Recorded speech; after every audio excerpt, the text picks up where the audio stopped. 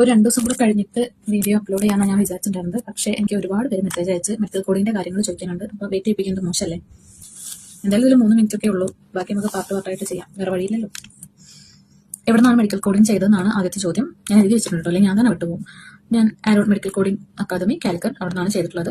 Exam tough ആണോ എന്ന് ചോദിച്ചിട്ടുണ്ട്. പഠിക്കാൻ ടഫ് ആണോ എന്ന് ചോദിച്ചിട്ടുണ്ട്. എക്സാം ടഫ് അതിനേക്കാൾ പഠിക്കാൻ ടഫ് ആണോ എന്ന് ചോദിച്ചിട്ടുണ്ട്. പഠിക്കാനും ടഫാണ്, എക്സാമും ടഫാണ്. എന്നുവെച്ചാൽ എല്ലാത്തിനും ഉണ്ടല്ലോ അതിന്റെ ബുദ്ധിമുട്ട്. എന്ത് സാധനം നമ്മൾ പുതിയതായിട്ട് പഠിക്കുമ്പോഴും അതിന്റെ ബുദ്ധിമുട്ടുണ്ട്. ഈ പിന്നെ പറയും ഡോക്ടേഴ്സിന് ഭയങ്കര ഈസി അല്ലേ, ഡോക്ടേഴ്സ് ഈസി ആയിട്ട് പാസ്സാവും എന്നൊക്കെ പറയും. അത് ഡോക്ടേഴ്സ് ആണെന്നുള്ള ആ സാധനം വെച്ചിട്ട് അങ്ങോട്ട് കയറി ചെല്ലാൻ നിൽക്കണ്ട. അവിടെ അനാറ്റമി ഫിസിയോളജി മാത്രമേ ഉള്ളൂ നമ്മളത്.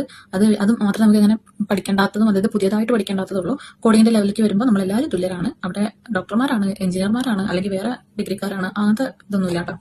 എക്സാമിന്റെ ഫീ ഞാൻ എഴുതുമ്പോൾ 65,000 ആയിരുന്നു. കോഴ്സ് ഫീ 27,000 ആയിരുന്നു. കൂടാനേ ചാൻസ് ഉള്ളൂ. കാരണം ഡോളറിന്റെ മൂല്യം അനുസരിച്ചിട്ടാണ് ഫീസ് വരുന്നത്. എക്സാം സെന്റർ കേരളത്തിലുള്ളത് പറയാം. കാലിക്കറ്റ്, തൃശ്ശൂർ, എറണാകുളം. ഞാൻ കാലിക്കറ്റ് ആയിരുന്നു. നമ്മളവിടെ ചെല്ലാം. ഏത് മോർണിംഗ് സ്ലോട്ടോ അല്ലെങ്കിൽ ആഫ്റ്റർനൂൺ സ്ലോട്ടോ ഏതെങ്കിലും ബുക്ക് ചെയ്യാം. അവിടെ ചെല്ലാം. ബുക്ക് ചെയ്യുന്ന കാര്യങ്ങളൊക്കെ ആരോൺകാർ ചെയ്തു തരുവേ. അതിന്റെ ബാക്കി കാര്യങ്ങളൊക്കെ അവരെ ഫാക്കൽറ്റി അവരോട് ചോദിച്ച കാര്യങ്ങൾ ചെയ്യാം. അപ്പൊ എന്താണ് വിട്ടുപോയല്ലോ. സ്ലോട്ട് തീരുമാനിക്കുക, പോവുക. അവിടെ 4 മണിക്കൂറാണ് എക്സാം. ബുക്ക് അവിടെ തന്നെ അവൈലബിൾ ആണ്. സിസ്റ്റം യൂസ് ചെയ്തിട്ടാണ് നമ്മൾ എക്സാം അറ്റൻഡ് ചെയ്യുന്നത്. മൾട്ടിപ്പിൾ ചോയ്സ് ആണ്. പിന്നെ അപ്പൊ നമ്മൾ വിചാരിക്കും ഓപ്പൺ ബുക്ക് അല്ലേ, 4 മണിക്കൂറുണ്ടല്ലോ, 100 ചോദ്യമല്ലേ ഉള്ളൂ, 4 മണിക്കൂറുണ്ടല്ലോ. 4 മണിക്കൂർ അത്ര ദൈർഘ്യം ഇല്ല എന്നുള്ളത് നമുക്ക് ആ എക്സാം ഹോളിൽ ഇരിക്കുമ്പോൾ മനസ്സിലാവും. കാരണം ഒരു ക്വസ്റ്റ്യൻ എന്ന് പറഞ്ഞാൽ ഒരു എസ്സേ ആണ്. അത് നമ്മൾ വായിച്ച് അതിന് എന്താണ് പറഞ്ഞതെന്ന് മനസ്സിലാക്കി കോഡും കൂടെ കണ്ടുപിടിച്ച് വരുമ്പോഴത്തേക്കും 4 മണിക്കൂറിന്റെ വഴിക്ക് പോകും.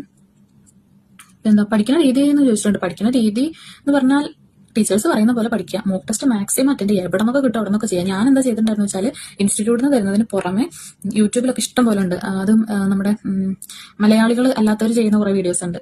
എനിക്ക് തോന്നുന്നു അമേരിക്ക അങ്ങനത്തെ കുറച്ച് ലിങ്കുകളൊക്കെ ഉണ്ട്.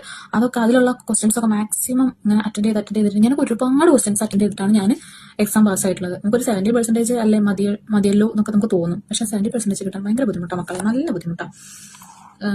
മറ്റൊക്കെ ചിലപ്പോൾ തള്ളി മറക്കായിരിക്കും ഈസി ആണെന്നുള്ളത്. എന്റെ അനുഭവത്തിൽ നിന്ന് പറയാൻ നല്ല ബുദ്ധിമുട്ടാണ്.